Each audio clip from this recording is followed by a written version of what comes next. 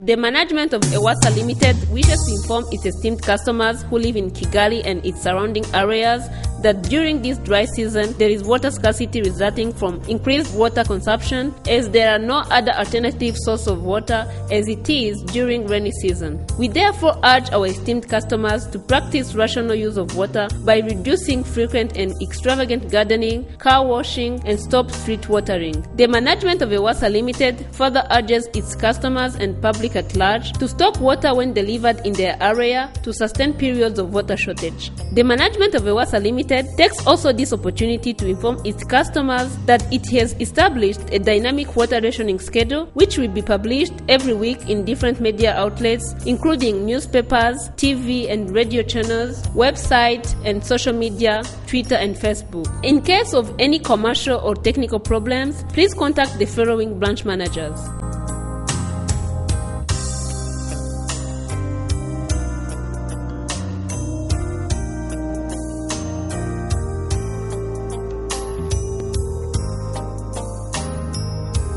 For urgent technical intervention, including spotted pipe leaks, please call